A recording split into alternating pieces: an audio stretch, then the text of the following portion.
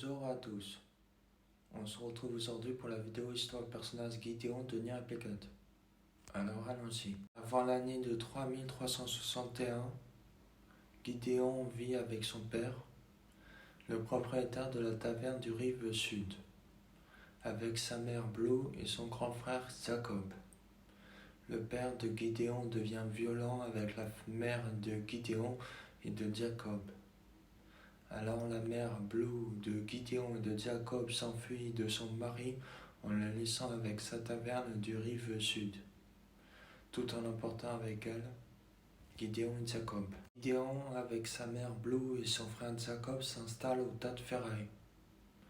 La mère Blue de Gideon, elle, se met à maltraiter Gideon et Jacob. Puisque la mère Blue ne s'occupe pas de Gideon et de Jacob, et elle cuisine à peine pour Gideon et Jacob.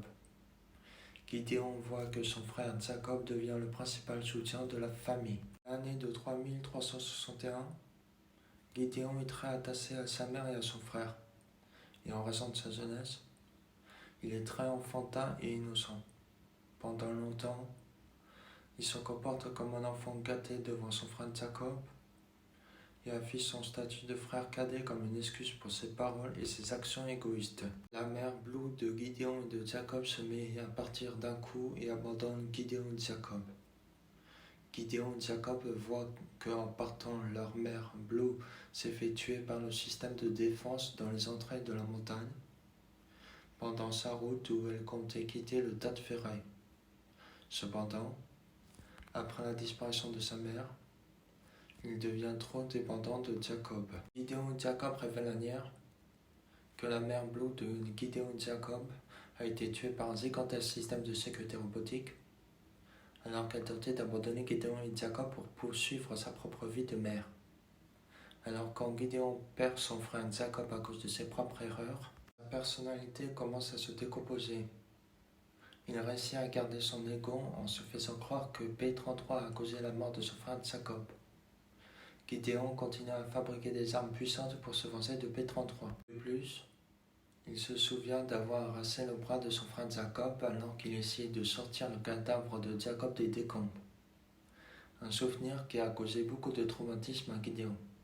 Après cela, il a commencé à se blesser au bras, avant de passer par-dessus bord et d'avoir besoin d'un bras artificiel pour son bras gauche. Après avoir vu le corps écrasé de son frère Jacob, il a découvert P-33 et il a développé une haine absolue pour tous les robots qui ont enlevé à Gideon sa famille.